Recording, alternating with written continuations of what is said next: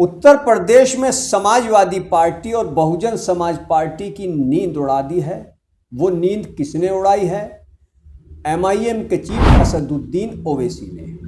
असदुद्दीन ओवैसी ने उत्तर प्रदेश के उपचुनाव में सभी सीटों पर अपने प्रत्याशियों के नाम का ऐलान नहीं किया, लेकिन 2 सीटों पर उनकी पार्टी से प्रत्याशियों के नामों का ऐलान हो चुका है और माना जा रहा है कि असदुद्दीन ओवैसी की पार्टी के ये दोनों प्रत्याशी चुनावी मैदान में कामयाब रहें या इनको नाकामी मिले, ये अलग बात है। लेकिन इतना ज़रूर है कि असदुद्दीन ओवैसी के इन 2 सीटों पर अपनी पार्टी के प्रत्याशी उतारने से समाजवादी पार्टी और बहुजन समाज पार्टी को सियासी तौर पर बड़े नुकसान का सामना करना पड़ सकता है।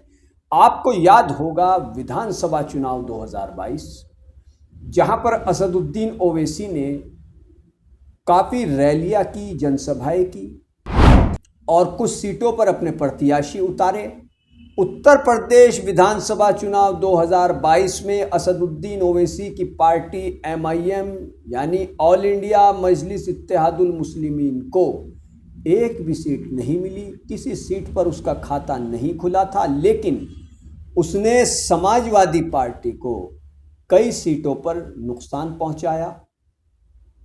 कई सीटों पर एमआईएम के जो उम्मीदवार रहे उनको इतना वोट मिला कि अगर वो उम्मीदवार खड़े नहीं होते तो शायद इसका फ़ायदा समाजवादी पार्टी को उस सीट पर मिल सकता था। लेकिन अब एक बार फिर से असदुद्दीन ओवैसी उपचुनाव में भी दस्तक दे चुके हैं।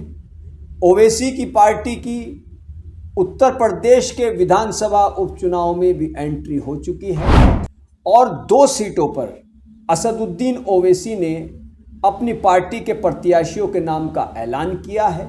और ये 2 सीटें कौन सी हैं? ये सीटें कुंदर की सीट से मोहम्मद वारिस को असदुद्दीन ओवैसी ने चुनावी मैदान में उतारा है, तो वहीं मीरापुर सीट से अरशद राणा को एमआईएम की ओर से टिकट दिया गया है।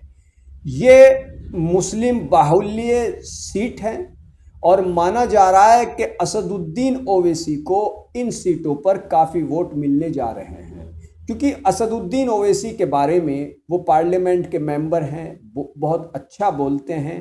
बोलने के तारीफ, उनके बोलने का जो अंदाज है उसकी प्रशंसा दूसरी पार्टियों के नेता भी करते हैं। चाहे असदुद्दीन ओवैसी पार्लियामेंट में बोलते हों, चाहे वो मीडिया में आकर इंटरव्यू देते हों, चाहे किसी टीवी चैनल की डिबेट में शामिल होते हों, इसमें कोई दो राय नहीं है कि वो बोलते बहुत अच्छा हैं। और अब असदुद्दीन ओवैसी की पार्टी धीरे धीरे मजबूती की ओर भी बढ़ रही है।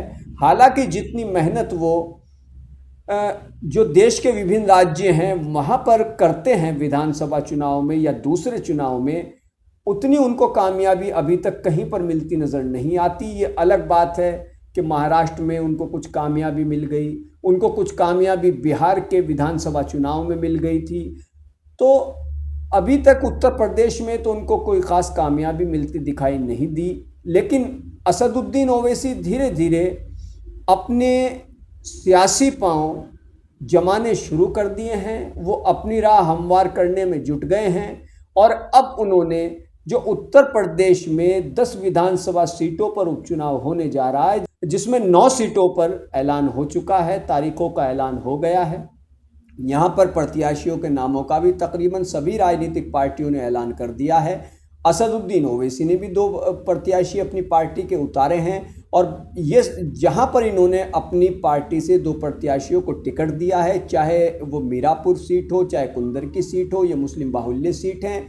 और असदुद्दीन ओवैसी जिस तरीके की पॉलिटिक्स करते हैं, वो मुसलमानों के मुद्दों को बहुत ज़्यादा उठाते हैं, दलित समाज की भी वो बहुत बात करते हैं। तो बहरहाल अब ऐसे में ये चुनाव बहुत ज़्यादा दिलचस्प और रोचक हो पड़ा है और माना जा रहा है कि चुनावी माहौल देखने लायक होगा और जो चुनाव नतीजे आएंगे ख़ासतौर से इन 2 सीटों के, इस पर सभी की नज़रें टिकी रहेंगी। तो कीजिए ऐसी ही पॉलिटिकल खबरों के लिए मानव जगत लाइव को सब्सक्राइब, आपका अपना चैनल। धन्यवाद।